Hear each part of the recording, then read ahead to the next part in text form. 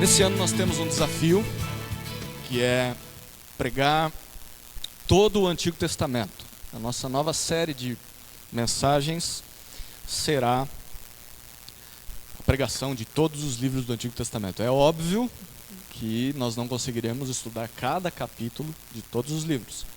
A intenção é, a cada sermão de domingo à noite, estudarmos a mensagem de um livro do Antigo Testamento como um todo.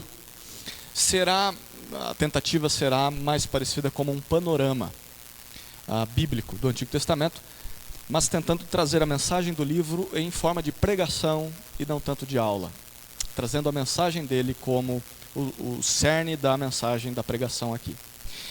Então, eu estou incumbido dessa tarefa. Todas as vezes em que pregar nesse ano será em textos do Antigo Testamento. A nossa intenção é começar em Gênesis e terminar em Malaquias até o término do ano. E você pode acompanhar o Antigo Testamento também pelo boletim. Alguns irmãos já começaram fazendo a leitura de todo o Antigo Testamento. Tem sido uma experiência bem gostosa com a nossa família, a gente tem lido também. Então, se você quer ler a Bíblia inteira, nós faremos isso em 2 anos. Esse ano lendo o Antigo Testamento, ano que vem lendo o Novo Testamento. Então, nessa primeira mensagem, eu não entrarei propriamente dito em um livro. Eu farei um panorama do Antigo Testamento, tentando trazer para nós a mensagem dele como um todo e a relevância disso para as nossas vidas. Cristãos que vivem o dia a dia longe da igreja, com seus dilemas, seus familiares, com o trabalho, as preocupações, doenças, como nós lidamos com essas coisas à luz do que o Antigo Testamento diz. E a partir de domingo que vem nós começamos o livro de Gênesis. Então, semana que vem Gênesis, e aí nós vamos dar sequência. Êxodo, Levítico, Números, Deuteronômio, a cada domingo uma mensagem em um livro. Se você tem o costume de anotar, eu sugiro que traga um caderno de 20 matérias para tomar nota. Tem bastante coisa para a gente passar. Vale a pena, porque quando você for ler esse livro na sua devocional, o livro que a gente tiver estudado, você vai ter muita informação para compreender melhor a mensagem dele. Então, nós queremos oferecer recursos para que a igreja conheça mais a própria Bíblia, para que nós sejamos pessoas que conheçam essa mensagem da melhor maneira possível. Por que fazer essa primeira mensagem e não ir direto a Gênesis?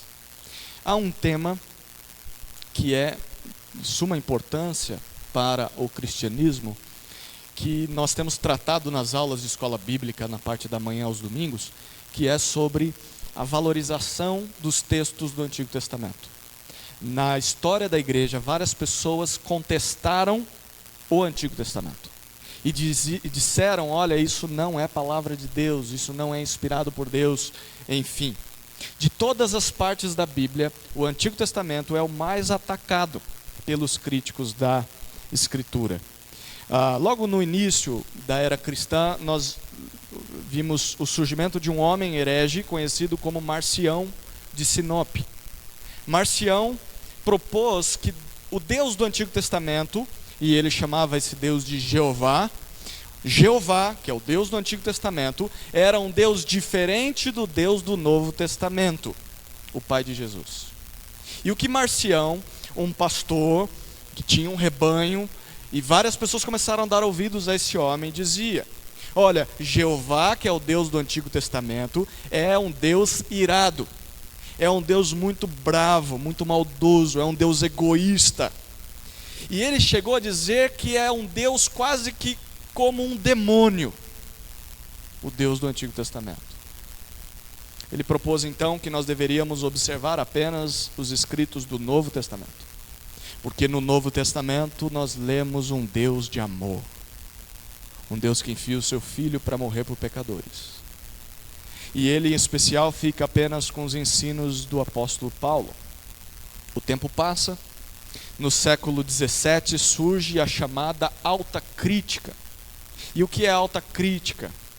Era um movimento que buscava descobrir a verdadeira origem dos livros do Antigo Testamento. E a conclusão da alta crítica foi uma grande quantidade de teorias que invalidavam a inspiração divina dos textos do Antigo Testamento. Estudiosos se debruçavam nos livros do Antigo Testamento para tentar descobrir a origem desses livros. E chegaram a conclusões com grandes teorias, nada comprovado, de que Deus não havia inspirado esses livros. E para esses críticos, os milagres relatados no Antigo Testamento, como a criação do universo pelo poder da palavra de Deus, como o abrir do Mar Vermelho, como o grande peixe que engole o profeta Jonas, dentre tantos outros milagres, não passavam de mitos, de crenças mentirosas dos autores bíblicos. Na verdade, essas coisas nunca aconteceram. Surge então um movimento denominado de liberal, ou movimento, ou o liberalismo teológico. Talvez você já tenha ouvido falar sobre isso, deveria estudar um pouco mais, porque o liberalismo teológico está presente até hoje. E o que o liberalismo teológico propõe? Ele tenta separar os milagres bíblicos, que para os liberais são falsos, dos chamados fatos históricos, histórias reais, que para eles de fato aconteceram. Então os liberais veem um milagre na Escritura e dizem: isso aqui não é palavra de Deus. E eles separam, eles dividem a Escritura, tiram trechos dela, porque não aceitam um Deus criador, milagroso, todo-poderoso. Estes foram apenas alguns dos vários ataques que o Antigo Testamento sofreu durante a história. E por mais que seja assustador, não é incomum nós encontrarmos pessoas, até dentro da igreja, que pensam de algumas dessas maneiras. E mesmo que não se creia dessa maneira, muitos de nós vivemos a certa distância desses livros tão antigos, tão complicados. Há uma pesquisa que identificou que dentre as igrejas batistas nos Estados Unidos da América, apenas 20% dos sermões dos seus pastores são baseados no Antigo Testamento. De cada 10 pregações, apenas 2 são no Antigo Testamento. Se nós repararmos bem, pregadores geralmente preferem pregar passagens do Novo Testamento. Até em nossas leituras devocionais, muitas vezes nós optamos por ler uma carta do apóstolo Paulo do que ler o livro de Levítico, por exemplo. E por que isso acontece? Por que isso acontece? Nós podemos pensar em vários motivos. O primeiro motivo, talvez, é porque há a questão de que o Antigo Testamento fala de uma época muito distante da nossa. A cultura, a linguagem do Antigo Testamento são muito diferentes das que nós temos hoje em dia. Talvez um segundo motivo do porquê nos afastamos do Antigo Testamento é porque a teologia que nós lemos nele, às vezes parece meio incompleta. Quando nós lemos o Antigo Testamento é como se fosse um quebra-cabeça e faltasse algumas peças para que a gente pudesse compreender o todo. Nem sempre ao ler uma passagem nós compreendemos o que ela queria dizer e fica aquela pulga atrás da orelha que se transforma num elefante. O que esse texto significa? Um terceiro motivo é que a ética dos dois testamentos parece ser completamente diferente. No Antigo Testamento nós lemos que Deus dá ordens ao seu povo para que ele matasse todos os cananeus, inclusive mulheres e crianças. Já no Novo Testamento nós vemos Jesus nos chamando a amar os nossos inimigos, a dar a outra face àqueles que nos insultam, e a pergunta crucial é como nós conciliamos e como nós compreendemos essas diferentes orientações. Como nós deveríamos encarar o Antigo Testamento? Por que nós deveríamos estudar o Antigo Testamento? E se nós deveríamos sim estudar o Antigo Testamento, como nós deveríamos fazer isso? Como entender esse livro tão distante de nós e ao mesmo tempo tão importante para a fé cristã? É tentando responder essas e outras perguntas que nós vamos iniciar essa série de mensagens nos livros do Antigo Testamento. Ao longo de 35 mensagens durante o ano, nós vamos caminhar livro a livro, tentando descobrir o seu significado e por que eles estão onde estão. E ao término desse ano, o meu propósito é que nós compreendamos o que cada livro do Antigo Testamento queria dizer e qual a mensagem que todos eles juntos querem nos ensinar. Hoje nós vamos começar, como eu disse, fazendo um breve panorama de todo o Antigo Testamento E na maior parte desse meu tempo aqui eu quero falar sobre o conteúdo do Antigo Testamento, sobre o que ele ensina, o que ele diz. E na minha conclusão eu quero apresentar alguns motivos que o Novo Testamento sugere do porquê deveríamos estudar o Antigo Testamento. Não serei eu quem apresentará os motivos. O Novo Testamento dirá para nós por que deveríamos estudar o Antigo Testamento. Vamos então para a primeira e maior parte dessa mensagem. Nós vamos passear por várias passagens do Antigo Testamento, então você vai ter a oportunidade de ouvir aquele barulhinho das páginas passando. Nem sempre isso acontece, hoje é um desses dias. Nós vamos passear por alguns livros. Então eu quero te convidar a abrir a sua Bíblia no primeiro versículo do Antigo Testamento. Gênesis capítulo 1, versículo 1. Nós já leremos esse versículo. A Bíblia Sagrada é uma das obras literárias mais antigas do mundo. Além de ser campeã de vendas na história, o livro mais vendido no mundo até hoje. Ela já foi traduzida para aproximadamente 1.500 línguas diferentes e é, segundo algumas pesquisas recentes, o livro mais vendido e mais lido no Brasil. O Antigo Testamento, em especial, narra a nós uma história de mais ou menos 1.500 anos. E ele foi escrito na sua maior parte na língua hebraica, com pequenas partes em aramaico. Na Bíblia protestante, o Antigo Testamento é composto de 39 livros, considerados como livros inspirados por Deus. Originalmente, na Bíblia hebraica, esses 39 livros eram divididos apenas em 24 livros. A diferença na quantidade de livros é que alguns livros muito longos foram divididos pelos cristãos. Por exemplo, 1 e 2 Samuel originalmente era apenas um livro. Foi dividido. 1 e 2 Reis, 1 e 2 Crônicas, Esdras e Neemias eram apenas um livro, foram divididos. Os livros do Antigo Testamento são divididos em 5 partes principais. Se você gosta de tomar nota, essa é uma das coisas importantes a tomar nota. Os livros do Antigo Testamento são divididos em 5 blocos. Primeiro, nós temos os livros da lei, foi citado hoje cedo, os livros que são chamados Torá, ou o Pentateuco.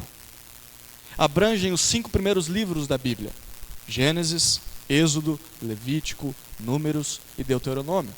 Os livros escritos por Moisés. Esse é o primeiro grupo de livros do Antigo Testamento. O segundo grupo, os livros históricos. E esses livros, eles narram a história de Israel, desde a entrada na Terra Prometida, passando pelo reinado de Davi, passando pela divisão do reino de Israel, passando pelo exílio na Babilônia, o retorno dos exilados a Jerusalém. E esses livros históricos são Josué, Juízes, Rute, 1 e 2 Samuel, 1 e 2 Reis, 1 e 2 Crônicas, Esdras, Neemias e Ester. Terceiro grupo de livros do Antigo Testamento, os livros poéticos, ou chamados sapienciais. São os livros de sabedoria e os livros de poesia. E aqui nós encontramos Jó, Salmos, Provérbios, Eclesiastes e Cantares, que também é traduzido o título dele como Cântico dos Cânticos. Quarto grupo de livros do Antigo Testamento, o livro dos profetas maiores. Não porque eles eram mais altos que os outros. Profetas maiores são considerados assim simplesmente porque escreveram mais que os profetas menores. Os livros deles são mais extensos. Nós temos então os livros de Isaías, Jeremias, Lamentações, Ezequiel e Daniel. E aí vem o último grupo de livros, o livro dos profetas menores, que obviamente escreveram menos que os maiores. Comparados aos profetas maiores, escreveram poucas palavras. Nós temos então a finalização do Antigo Testamento: Oséias, Joel, Amós, Obadias, Jonas, Miqueias, Naum, Abacuque, Sofonias, Ageu, Zacarias e Malaquias. Completamos todos os livros do Antigo Testamento. Nem todos esses livros, é importante saber, que estão em ordem cronológica. Ou seja, se você começar a ler a Bíblia de Gênesis e for até Malaquias no final do Antigo Testamento, você perceberá que não está narrando os eventos, os fatos na sequência em que eles foram acontecendo. A organização foi feita pelos próprios judeus E ela tem a intenção de apresentar para nós mais uma ordem teológica do que cronológica. Portanto, quando você ler o Antigo Testamento, você vai perceber que às vezes um livro fala de algo que aconteceu num passado distante, mas aí o próximo livro já fala de algo que já é de outra época totalmente diferente. Mas mesmo assim, é possível compreender a história do povo de Deus através da leitura desses livros, sequencial mesmo. Principalmente se nós entendermos o que todos eles juntos querem nos dizer. Chegamos então à pergunta crucial: qual é essa mensagem? O que esses livros juntos querem nos dizer? Qual é o conteúdo do Antigo Testamento? Como nós bem sabemos, a Bíblia começa bem onde deveria começar: no princípio. Olha o que Gênesis 1, versículo 1 nos diz: no princípio, Deus criou os céus e a terra. Logo de cara, a Escritura nos deixa claro que o que ela irá propor é isso aqui. Primeiro, Deus simplesmente existe. E Deus sempre existiu. Antes mesmo de tudo que nós conhecemos existisse também. Mas em segundo lugar, esse versículo nos diz que esse Deus que sempre existiu, criou todas as coisas que um dia passaram a existir. Ele é eterno e Ele é criador. Ou seja, esse Deus nos criou. Nós fazemos parte dessas coisas que foram criadas. Qual é o propósito de tudo isso? Por que esse Deus criou todas as coisas? O restante do capítulo 1 e o capítulo 2 de Gênesis nos apresentam o plano de Deus ao nos criar. Na leitura desses capítulos nós percebemos que Deus tensionava criar um povo que o representasse no seu mundo. Um povo com o qual ele se relacionaria pessoalmente. É isso que nós lemos no capítulo 2, versículos 15 até 17. Gênesis 2, versos 15 a 17. Diz assim: e o Senhor Deus tomou o homem e o colocou no jardim do Éden para que o homem o cultivasse e guardasse. Então o Senhor Deus ordenou ao homem: podes comer livremente de qualquer árvore do jardim, mas não comerás da árvore do conhecimento do bem e do mal, porque no dia em que dela comeres, com certeza morrerás. O homem iria trabalhar no jardim de Deus, de forma a ampliar esse jardim em toda a terra. Até que toda a terra se tornasse como o jardim do Éden. E os seus filhos iriam ajudar esse homem a cumprir essa tarefa, fariam o mesmo. Porém, essa missão deveria ser realizada como uma forma de gratidão e obediência, confiança em Deus. Deus deu uma ordem: se vocês me amam, estão gratos por tudo que eu fiz, vocês vão me dar ouvidos. Eles não poderiam comer de uma determinada árvore, um fruto dessa árvore no meio do jardim. Mas nós sabemos que o primeiro casal falha em confiar em Deus. Desobedece essa ordem, come do fruto que não deveria ter comido. Um dos animais criados por Deus, a serpente, engana a mulher, que convence o seu marido, e os dois comem do fruto proibido. E nós lemos isso no capítulo 3, versículo 7. A consequência está aqui. Capítulo 3, verso 7. Então os olhos dos dois foram abertos e ficaram sabendo que estavam nus. Por isso entrelaçaram folhas de figueira e fizeram para si aventais. A partir daquele momento, aquele casal puro, inocente, passou a conhecer a desobediência. Caiu em pecado. Deus os confronta. E após algumas tentativas de negarem a sua culpa, os dois assumem o que fizeram de errado. É então que nós temos a primeira boa promessa da Bíblia. A primeira promessa está no texto que nós lemos: no dia em que você comer desse fruto, certamente você vai morrer. Isso é uma promessa. Essa é uma má promessa, mas uma boa promessa está em Gênesis 3,15. Olha o que Deus diz: porém inimizade entre ti e a mulher, entre a tua descendência e a descendência dela. Esta te ferirá a cabeça e tu lhe ferirás o calcanhar. Deus está dizendo essas palavras ao castigar a serpente. Apesar de soar esquisito, estranho, a ideia aqui é a de que a partir daquele momento haveria uma guerra entre a serpente e entre a humanidade. Aquela que fez com que o homem caísse em pecado seria inimiga do próprio homem. E ela tentaria a todo custo destruir o homem.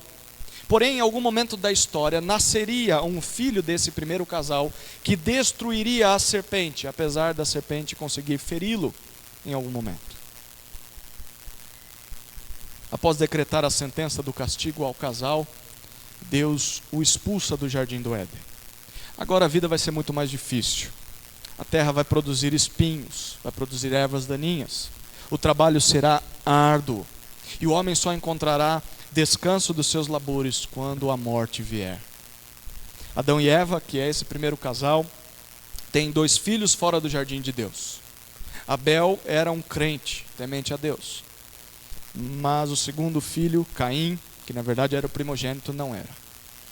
Em um ataque de ira, Caim mata Abel e é castigado por Deus.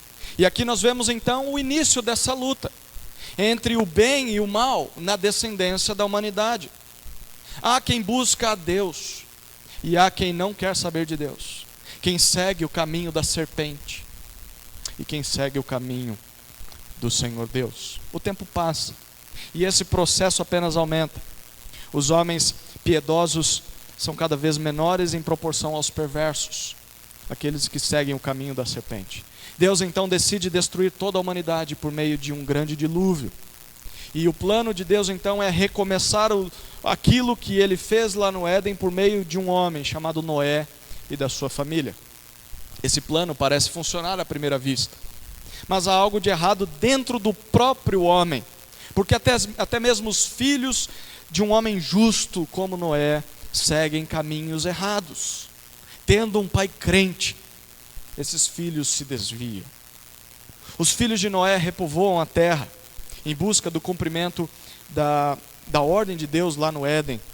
Eles agora vão multiplicar um povo que iria representar a Deus por toda a terra, aquela mesma ordem dada no jardim do Éden. Porém, novamente, esses filhos de Noé se corrompem, ao ponto de não haver mais justos na terra. E para dar sequência ao seu plano original, Deus então escolhe um homem, a quem no futuro chama de Abraão, que significa pai de multidões. Deus chama esse homem com uma missão muito específica e faz mais uma promessa a esse homem. Gênesis capítulo 12, versículos 1 a 13. Eu resumi para vocês o conteúdo dos capítulos 4 até 11, até agora. Capítulo 12, o chamado desse homem. Gênesis 12, 1 a 3 dizem assim: E o Senhor disse a Abraão: Sai da tua terra, do meio dos teus parentes e da casa de teu pai, para a terra que te mostrarei. E farei de ti uma grande nação. Te abençoarei e engrandecerei o teu nome, e tu serás uma bênção. Abençoarei os que te abençoarem e amaldiçoarei quem te amaldiçoar. E todas as famílias da terra serão abençoadas por meio de ti. Abraão deveria se distanciar daquele povo pagão, ímpio, do qual ele também fazia parte. E deveria ir até uma terra distante que Deus não disse para ele ainda. Você vai para onde eu mandar, só saia daí. Deus daria essa terra a Abraão e por meio dele iria produzir um povo abençoado. Através da descendência de Abraão, Deus iria abençoar todas as nações da terra. Abraão crê nessa promessa de Deus. E apesar das suas falhas, Abraão obedece a Deus. Ele gera um filho chamado Isaque, que por sua vez gera um outro filho chamado Jacó.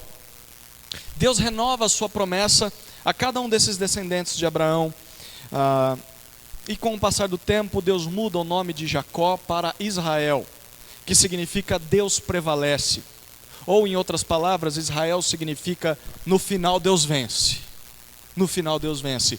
E Israel, ele tem 12 filhos homens, que por sua vez geram seus próprios filhos, e por causa de uma grande fome na terra, essa família é conduzida até o Egito.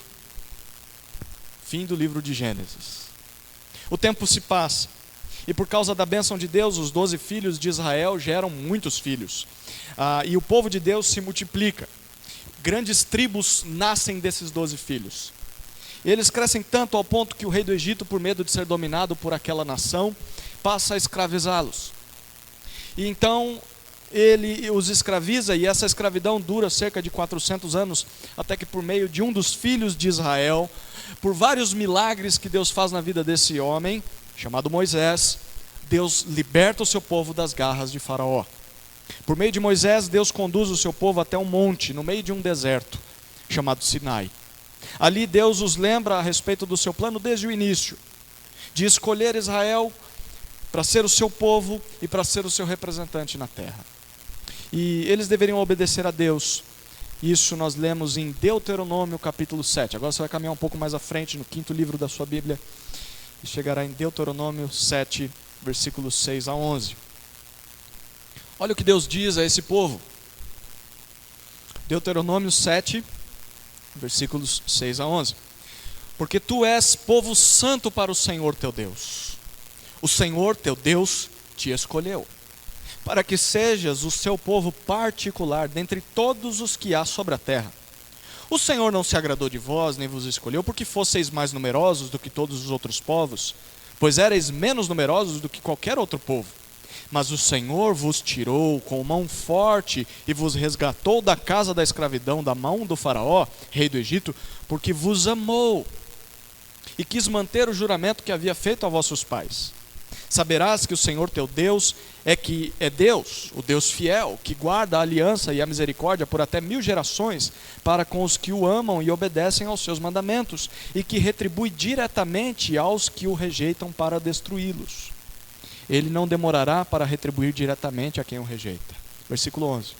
Guardarás os mandamentos, os estatutos e os preceitos que hoje te ordeno para os cumprires.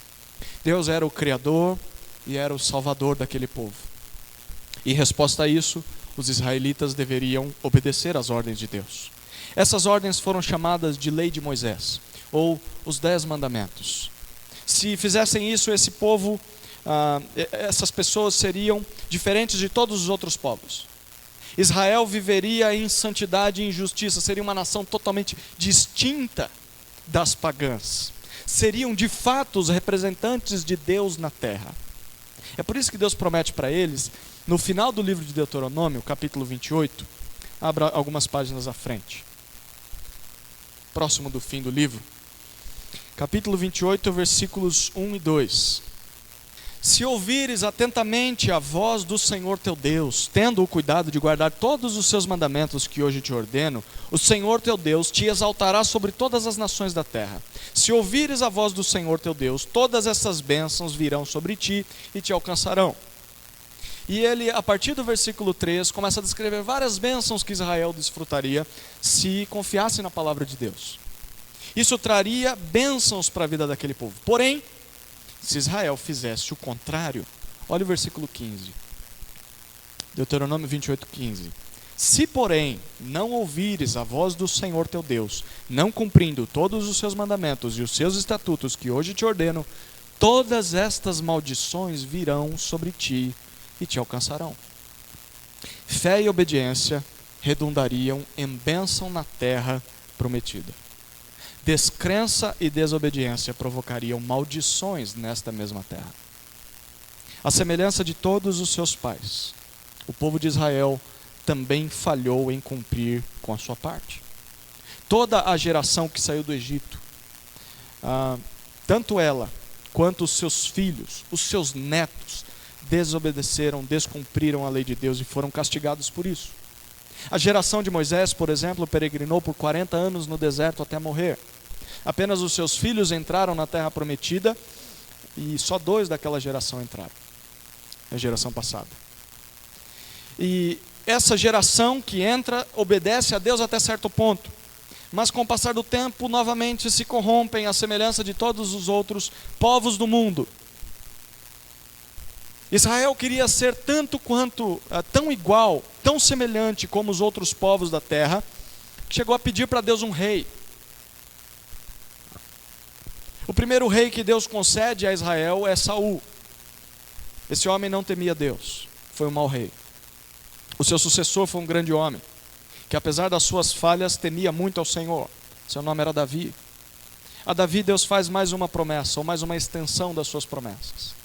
Agora nós vamos caminhar um pouco para um livro histórico, 2 Samuel, capítulo 7. 2 Samuel, capítulo 7, nós leremos versículos 8 até 16. O texto diz assim: Agora assim dirás ao meu servo Davi: Assim diz o Senhor dos Exércitos: eu te tirei do campo de onde cuidava das ovelhas, para que fosses o príncipe do meu povo Israel. Estive contigo por onde andaste e destruí todos os teus inimigos diante de ti. Agora te tornarei tão famoso quanto os poderosos da terra.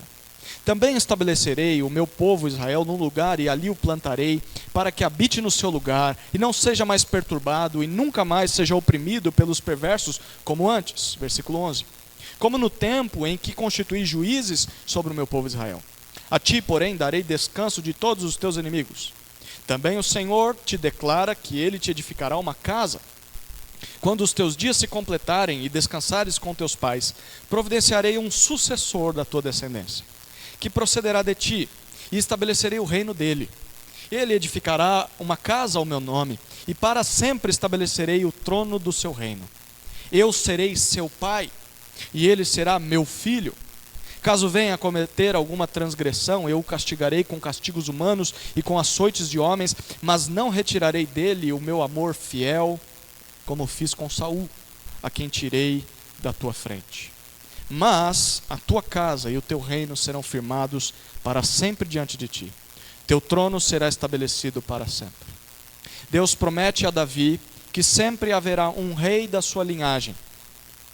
Um desses reis conduzirá o povo em vitória contra os seus inimigos e dará ao povo o descanso tão esperado na terra prometida. Davi morre. Seu filho Salomão assume o trono em Israel. A expectativa é que agora as promessas de Deus, desde o Éden, se cumpram e que o povo de Deus encontre o descanso prometido sobre o reinado de Salomão. Mas esse descanso não acontece. A princípio as coisas dão muito certo, mas Salomão, ele se revela pecador tanto quanto os seus pais. Salomão quer também ser como os outros reis. E por causa da sua desobediência, a nação de Israel se divide em duas partes. Nós temos as tribos do norte e as tribos do sul. O povo do norte continua sendo chamado de Israel e o povo do sul de Judá. Durante anos, todos os reis que assumiram o trono do reino do norte foram ímpios. Homens que fizeram com que o povo de Deus desobedecesse à lei de Deus. Por isso esses reis e o povo foram castigados e dominados por seus inimigos. O reino do sul foi um pouco mais fiel em algumas partes da história. Alternou entre bons e maus reis, mas teve o mesmo fim que o reino do norte. Alguns anos depois que Israel foi derrotado, Judá também é conquistado por uma nação inimiga chamada Babilônia. Aqueles que não foram mortos na batalha se tornam escravos dos babilônios. Alguns ficam em Judá e outros são exilados para a Babilônia. Durante esse período, desde a divisão do reino até a derrota dos inimigos, aos inimigos e o exílio, Deus levantou alguns homens piedosos para pregar ao seu povo, chamar o seu povo ao arrependimento. Esses homens foram chamados de profetas. Eles eram os responsáveis por falar da parte de Deus ao povo. Mas a maioria do povo não deu ouvidos a esses homens. E por isso o castigo veio. Apesar de Deus dar a Israel inúmeras chances desse povo mudar de postura. Mesmo no cativeiro da Babilônia, Deus ainda fez promessas ao seu povo. Agora nós vamos caminhar até Ezequiel capítulo 37. Um livro dos profetas. Maiores ou menores? Maiores, porque é um livro grande, né? Tem mais do que 37 capítulos, então é grande esse profeta. Ezequiel 37. Leremos a partir do verso 21 até o 26.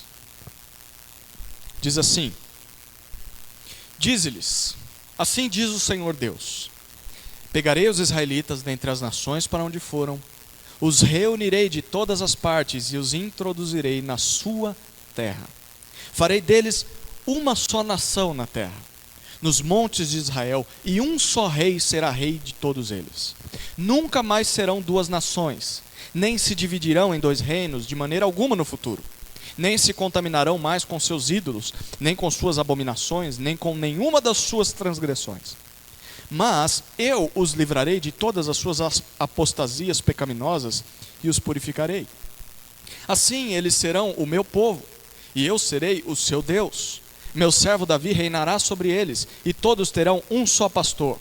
Andarão nos meus juízos, guardarão os meus estatutos e obedecerão a eles. Ainda habitarão na terra que dei a meu servo Jacó, na qual habitaram vossos pais. Habitarão nela para sempre, eles e seus filhos, e os filhos de seus filhos, e meu servo Davi será o seu príncipe eternamente.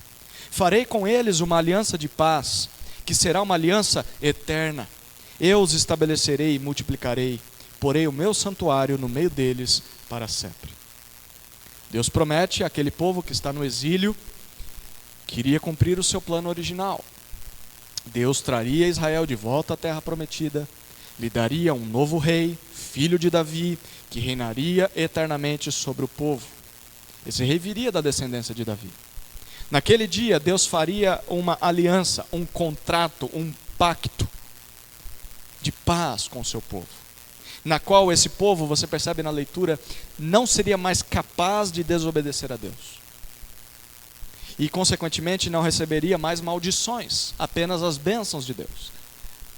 Este rei não só seria o Senhor daquele povo, mas também seria o Salvador daquele povo. Se você agora acompanhar a leitura de Isaías capítulo 53, algumas páginas anteriormente, mais um profeta maior, Isaías 53, versículos 4 a 6. Verdadeiramente, Ele tomou sobre si as nossas enfermidades e levou sobre si as nossas dores. E nós o considerávamos aflito, ferido por Deus e oprimido. Mas Ele foi ferido por causa das nossas transgressões e esmagado por causa das nossas maldades. O castigo que nos traz a paz estava sobre Ele, e por seus ferimentos fomos sarados. Todos nós andávamos desgarrados como ovelhas, cada um se desviava pelo seu caminho, mas o Senhor fez cair a maldade de todos nós sobre Ele. O descendente de Adão, o descendente de Abraão, o descendente de Isaque, de Jacó, de Davi, que abençoaria a todas as nações, seria também alguém que sofreria por seu povo. Ele carregaria em suas costas o pecado dos homens e pagaria pelas suas desobediências a Deus. As maldições que o povo de Deus merecia sofrer por desobedecer à lei de Deus seriam desferidas neste rei que nasceria. Por meio desse sacrifício, Deus faria paz entre ele e o seu povo rebelde. E Deus revela qual era a sua motivação ao fazer tudo isso. Isaías 43, versículos 5 a 7. Deus disse o seguinte ao seu povo: não temas, porque eu sou contigo. Trarei a tua descendência desde o oriente e te ajuntarei desde o ocidente. Direi ao norte, dá, e ao sul não retenhas. Trazei meus filhos de longe e minhas filhas das extremidades da terra. Todo que é chamado pelo meu nome, que criei para a minha glória e que formei e fiz. Deus é glorioso. Isso significa que Ele é o único e é totalmente maravilhoso. E nessa promessa que nós lemos nesse texto, Deus diz que criou o seu povo para a sua própria glória. Ou seja, para que esse povo experimentasse um relacionamento maravilhoso com Deus e encontrasse satisfação em Deus. E o Antigo Testamento termina com essa expectativa. Muitos voltam do exílio na Babilônia até Judá, até Jerusalém, mas havia ainda a esperança do nascimento desse rei salvador. E aí nós encerramos Malaquias, o último livro do Antigo Testamento. Malaquias capítulo 4, versículos 4 a 6. Lembrai-vos da lei de Moisés, meu servo, dos estatutos e das normas que lhe mandei em Horebe ou Sinai, para todo Israel. Eu vos enviarei o profeta Elias, antes que venha o grande e temível dia do Senhor. E ele converterá o coração dos pais aos filhos e o coração dos filhos aos pais, para que eu não venha e fira a terra com maldição. Antes de enviar esse rei salvador, também chamado de Messias ou de Cristo, Deus mandaria um profeta que anunciaria sobre ele. Esse profeta convocaria o povo de Deus a se arrepender dos seus pecados e a confiar no rei salvador que estaria por vir dentro de pouco tempo. Essa é a mensagem de todo o Antigo Testamento. E é assim que o Antigo Testamento termina. Deus cria um povo especial para a sua própria glória, a fim de torná-lo santo como ele é, e a fim de que esse povo represente em toda a terra e assim anuncie o seu nome a todas as nações. E apesar das falhas desse povo durante a história, Deus cumprirá o que planejou desde o início, por meio de um dos filhos de Adão, o descendente da mulher. Esse descendente será um rei salvador. Ele será filho de Davi, que dará descanso ao povo de Deus na terra prometida, que é uma espécie de extensão do jardim do Éden na terra. E esse descanso só acontecerá porque por meio do sacrifício deste rei, Deus vai perdoar o pecado do povo. E a essa obra Deus dá o nome de nova aliança. Uma aliança, lembra como nós lemos, uma aliança de paz entre Deus e os homens, em que Deus vai trazer todas as bênçãos prometidas ao seu povo lá na lei de Moisés, quando esse Salvador vier. Nós então chegamos na parte final do sermão. Quais são os motivos de estudarmos o Antigo Testamento? Talvez simplesmente a riqueza que nós acabamos de estudar já seria a razão, a riqueza dessa história já seria a razão suficiente para nos debruçarmos nesse livro durante todo esse ano.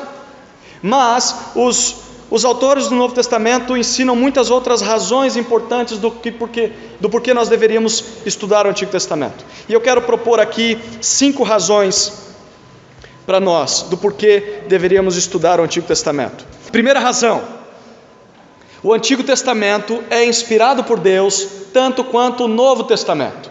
O Antigo Testamento é inspirado por Deus tanto quanto o Novo Testamento. O Novo Testamento diz isso na segunda carta de Pedro, capítulo 1, versículos 20 e 21.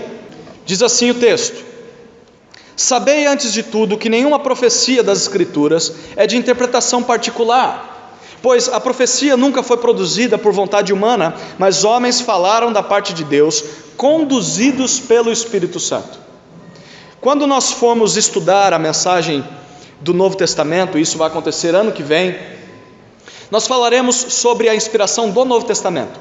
Mas, nesse texto aqui em específico, Pedro nos revela que todas as profecias da Escritura, todos os trechos do Antigo Testamento, a Escritura era como se chamava o Antigo Testamento na época. Todos esses textos foram produzidos por homens movidos pelo Espírito Santo. Logo, se nós aceitamos o Novo Testamento como palavra de Deus, precisamos ouvir o que o próprio Novo Testamento diz sobre o Antigo Testamento. E o que o Novo Testamento diz sobre o Antigo Testamento? O Novo Testamento diz que o Antigo Testamento foi inspirado pelo Espírito Santo de Deus. Esse é um dos motivos de aceitarmos o Antigo Testamento como palavra de Deus a nós. Ele é inspirado por Deus tanto quanto o Novo Testamento. Uma segunda razão que o Novo Testamento nos oferece: 2 Timóteo capítulo 3, versículos 14 até 17. Abra sua Bíblia aí. A segunda razão de estudarmos o Antigo Testamento e aceitarmos como palavra de Deus é porque o Antigo Testamento é útil para a nossa salvação e santificação. O Antigo Testamento é útil para a nossa salvação e santificação.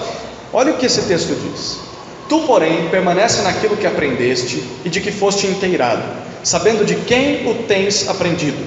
Pois desde a infância sabes as sagradas letras, que podem fazer-te sábio para a salvação, pela fé que há em Cristo Jesus. Toda a Escritura é divinamente inspirada e proveitosa para ensinar, para repreender, para corrigir, para instruir em justiça, a fim de que o homem de Deus tenha capacidade e pleno preparo para realizar toda boa obra.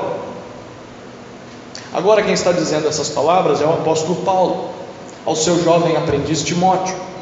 Paulo lembra Timóteo que havia ensinado ele algumas coisas, mas que antes de conhecê-lo, ele tinha sido instruído naquilo que poderia conduzi-lo à salvação em Cristo Jesus, caso ele cresça nessa mensagem. O texto diz que o que Timóteo ouviu desde a sua infância foram as sagradas letras. Essa é mais uma das maneiras de se referir ao conteúdo do Antigo Testamento. Naquela época eles não tinham o Novo Testamento. Ou seja, desde pequeno Timóteo foi instruído por sua mãe e sua avó no Antigo Testamento. E Paulo diz: essas palavras são úteis para a salvação pela fé. Ou seja, são palavras vindas, santas vindas do próprio Deus. Se você crer nelas, você é salvo. Continue crendo nessa mensagem, Timóteo. Em seguida, Paulo lembra a Timóteo sobre as características dessas santas palavras. Ele diz: todas as partes, cada frase, cada ideia, cada narrativa, cada comentário do Antigo Testamento são inspiradas por Deus. E porque são inspiradas por Deus, são úteis para nos ensinar, úteis para nos corrigir na justiça, com o propósito de que sejamos aperfeiçoados e capazes de servir a Deus em toda boa obra. Ou seja, o estudo, a fé e a obediência às palavras do Antigo Testamento, que é inspirado por Deus, nos conduz, em primeiro lugar, à salvação em Cristo Jesus, e segundo, nos aperfeiçoa para que possamos servir a Deus. É por isso que no capítulo 4, verso 2 dessa carta, Paulo diz a Timóteo que o seu maior alvo no ministério deveria ser pregar a palavra de Deus. E ele aqui está falando sobre o Antigo Testamento, a tempo e fora de tempo. Timóteo prega o Antigo Testamento o tempo todo. O Antigo Testamento é útil para a nossa salvação e santificação. Terceira razão para estudarmos o Antigo Testamento, Romanos 15:4. Esse é um dos textos que eu mais gosto na Escritura. A terceira razão de estudarmos o Antigo Testamento é porque ele foi escrito para nos ensinar a crer em Deus. O Antigo Testamento foi escrito para nos ensinar a crer em Deus. Olha o que diz Romanos 15:4. Porque tudo o que foi escrito no passado foi escrito para a nossa instrução, para que tenhamos esperança por meio da perseverança e do ânimo que provém das Escrituras. Nesse texto, o apóstolo Paulo faz uma afirmação extraordinária. Sabe para que serve? Sabe por que todas as coisas do Antigo Testamento foram escritas? Até mesmo aquelas genealogias com um monte de nome esquisito que você nunca daria para o seu filho. Até as leis, as histórias estranhas, os salmos que nós muitas vezes não compreendemos, os provérbios, as profecias. Sabe por que todos esses textos foram escritos? Esse texto nos dá um dos motivos: para a nossa instrução, para nos ensinar, para nos doutrinar. E ele está falando a cristãos. O Antigo Testamento foi escrito para ensinar os cristãos.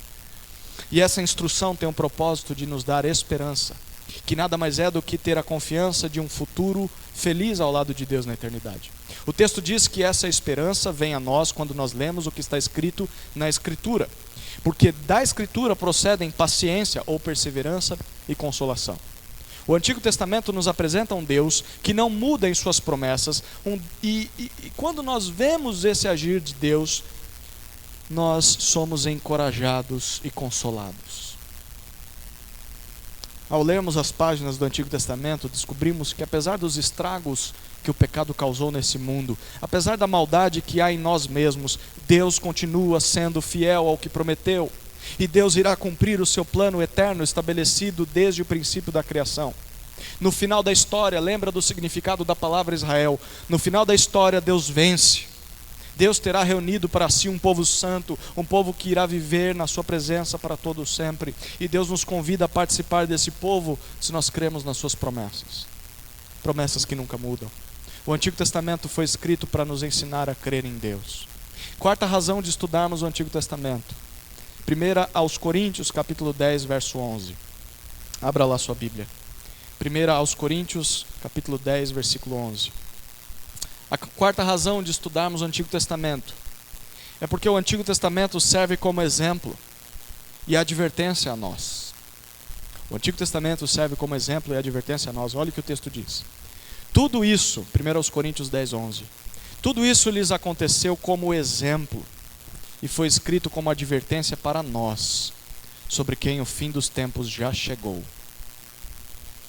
Depois de escrever várias situações vivenciadas pelo povo de Deus no Antigo Testamento, especialmente castigos, disciplinas que Deus aplicou contra o pecado do povo, o apóstolo Paulo diz que essas coisas aconteceram para eles como exemplo. E não só isso, ele chega a afirmar que todas essas coisas foram escritas no Antigo Testamento para servir de alerta, exortação aos crentes de hoje, sobre quem o fim dos tempos já chegou. Ou seja, o Antigo Testamento serve como um exemplo e como advertência a nós sobre os perigos do pecado, sobre como o pecado pode nos causar dor e sofrimento, como ele causou no povo de Deus no passado. Uma quinta e última razão do porquê nós devemos estudar o Antigo Testamento, e essa é a razão mais importante. Se você dormiu em todo o sermão, acorde agora. A luz já acendeu. Talvez alguns não tenham reparado. A quinta e mais importante razão de estudarmos o Antigo Testamento é porque o Antigo Testamento fala a respeito de Cristo e da obra de Cristo. O quê? O Antigo Testamento fala a respeito de Cristo e da obra de Cristo. Como assim? Abra sua Bíblia em Lucas, capítulo 24. Versículos 25 até 27. Diz assim o texto. Então ele lhes disse: ó tolos, que demorais a crer no coração em tudo o que os profetas disseram. Acaso Cristo não tinha de sofrer essas coisas e entrar na sua glória?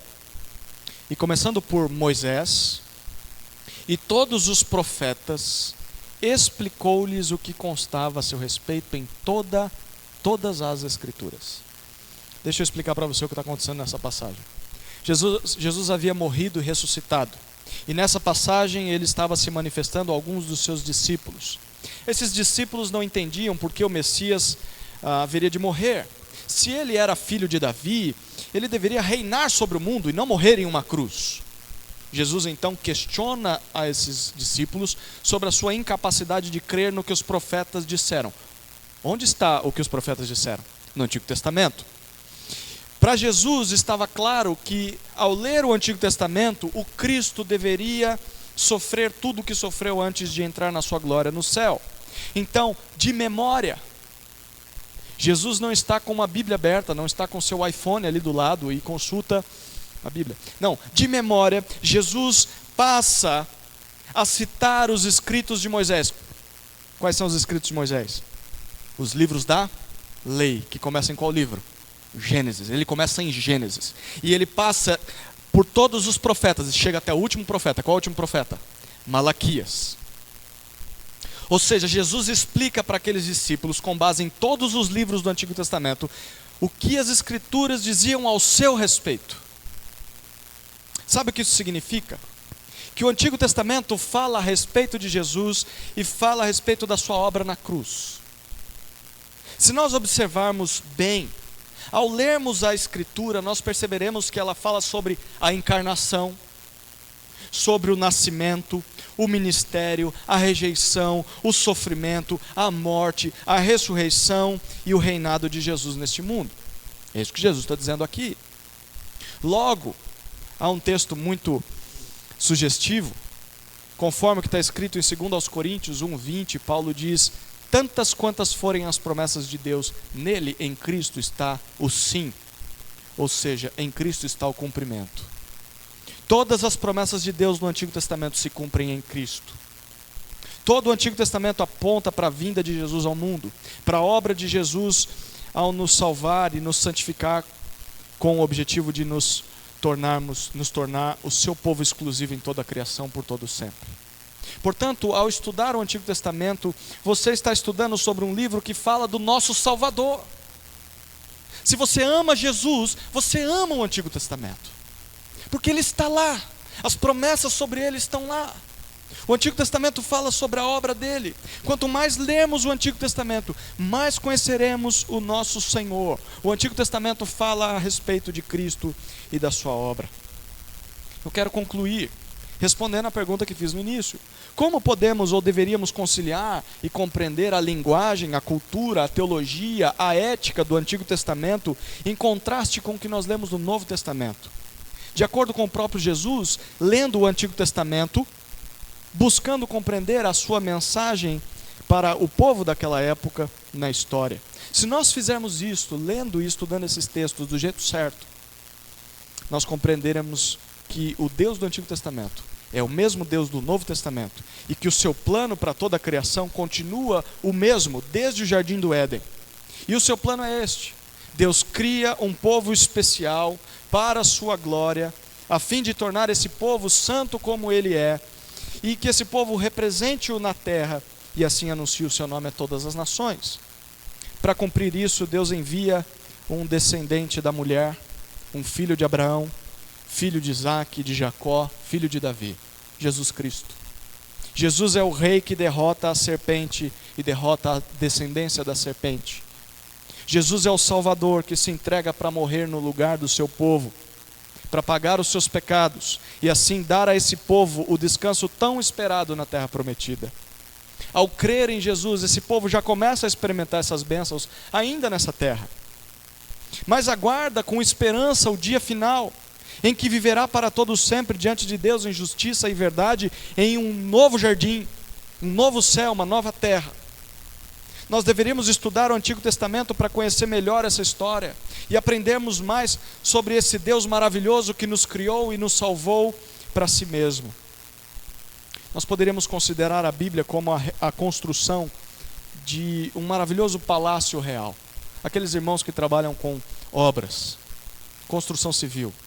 Imagine a construção de um palácio. O Novo Testamento poderia ser encarado como o acabamento final.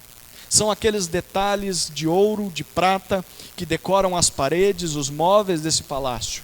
Cada detalhe nesse palácio apresenta mais verdades sobre o nosso Salvador Jesus. Esse é o Novo Testamento. Porém, o Antigo Testamento é tão importante quanto o Novo Testamento, porque nessa ilustração aqui, o Antigo Testamento seria como o alicerce, a sustentação desse palácio. O Antigo Testamento são as promessas de Deus sobre o envio do Salvador ao mundo. Não se pode querer admirar o acabamento de uma obra sem considerar a importância do seu alicerce. Sem o alicerce, a obra não subsistiria de pé. Da mesma forma, nenhuma obra fica bela e atraente sem o acabamento final. Então, os alicerces são importantes, mas os detalhes e os enfeites no palácio fazem toda a diferença. Da mesma forma, nós precisamos considerar a mensagem da Bíblia como uma só mensagem, com duas partes principais. O Antigo Testamento nos apresenta a primeira parte dessa mensagem, são os alicerces do palácio. O Novo Testamento nos fala sobre a segunda parte, o cumprimento dessas promessas e a conclusão, que é o acabamento desse palácio. Portanto, você só vai compreender o Novo Testamento se ler o Antigo Testamento. E você só compreenderá os cumprimentos do Antigo Testamento se ler o Novo Testamento. Por isso eu quero concluir, e agora é palavra de pastor, vou acabar mesmo, sugerindo algumas práticas, aplicações do que nós podemos fazer com todo o conteúdo desse sermão. Primeira aplicação. Nós devemos reconhecer o Antigo Testamento como palavra de Deus a nós. Primeiro, o Antigo Testamento é tão inspirado quanto o Novo Testamento. O Antigo Testamento é a autoridade do Senhor para as nossas vidas. Nós devemos nos submeter à mensagem e o significado do Antigo Testamento para os nossos dias. Nós devemos reconhecê-lo como palavra de Deus a nós. É claro que devemos compreender o seu contexto, compreender a sua mensagem, mas é palavra de Deus. Segunda aplicação, nós devemos ler e estudar o Antigo Testamento. Devemos ler e estudar o Antigo Testamento. O Antigo Testamento deve ser objeto da nossa atenção, também nas nossas devocionais, nas nossas leituras diárias. Por isso é que nós sugerimos a leitura de todo o Antigo Testamento nesse ano. A cada semana a leitura estará disponível no boletim. É por isso que nós iremos pregar em todos os livros do Antigo Testamento nesse ano, para que possamos ter mais recursos para compreender a mensagem do Antigo Testamento mais facilmente. Nós devemos ler e estudar o Antigo Testamento. Terceira e última aplicação, e a mais importante, nós devemos prestar atenção à mensagem do Antigo Testamento, porque ele nos fala sobre a redenção do povo de Deus através de Cristo. A nossa salvação não está presente apenas no Novo Testamento. Ela foi desenvolvida ao longo de todo o Antigo Testamento. Portanto, se você quer entender mais ainda sobre a nossa salvação, sobre o nosso relacionamento com Deus, e ainda de quebra, se quer compreender melhor o Novo Testamento, preste atenção no estudo do Antigo Testamento e no que ele ensina. Porque você vai perceber que ao estudar o Antigo Testamento, o seu amor por Deus irá aumentar. Amém? Vamos orar, queridos. Deus amado, obrigado pelo Antigo Testamento. Obrigado porque num dado momento da história, o Senhor decidiu se revelar aos homens. E essa revelação foi compilada nesses livros. Ela é totalmente inspirada pelo Senhor. Contém a sua autoridade. e ela traz esperança para nós. O Antigo Testamento nos mostra o quão amoroso o Senhor é, o quão misericordioso o Senhor é. O Senhor não precisava criar o homem, o Senhor não precisava dar uma segunda, terceira, quarta, quinta, 10ª, seja quantas chances o Senhor deu a ele. O Senhor não precisava fazer promessas ao homem, o Senhor não precisava ter levantado e criado um povo, o Senhor não precisava ter enviado o seu Filho, o Senhor não precisava ter nos salvado, o Senhor não precisa de nada, o Senhor não precisa de ninguém, mas mesmo assim o Senhor nos criou. Mesmo assim o Senhor nos salvou, apesar do nosso pecado. Deus, obrigado por isso. Obrigado pelo Antigo Testamento, porque sem ele nós não descobriríamos isso. Nós continuaríamos perdidos achando que somos senhores de nossas vidas. Continuaríamos vivendo nesse mundo achando que essa vida só se resume a pecados, bebidas, imoralidades. Obrigado, Deus, porque estamos aqui nesse momento e temos a oportunidade de ler a Tua Palavra. Queremos expressar essa gratidão ao estudar com temor e tremor, e alegria e amor o Antigo Testamento. Abra os olhos do nosso coração, para que possamos Te contemplar através dessas páginas. Conheçamos mais o Pai, o Filho e o Espírito. Conheçamos mais sobre nossa salvação. Conheçamos mais sobre o céu, sobre o Teu amor, a Tua graça. E que ao estudarmos essas páginas, o Senhor constranja o nosso coração, o Senhor mude quem somos, o Senhor nos conduza à obediência, transforme nossas famílias, transforme nossas vidas.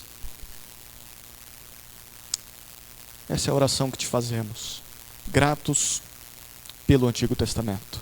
Longe de nós ignorarmos essa metade da Sua revelação aos homens. Pelo contrário, nós queremos devorá-la. Prepare esse banquete para nós durante esse ano, Deus, porque estamos famintos. É a nossa oração no nome de Jesus. Amém.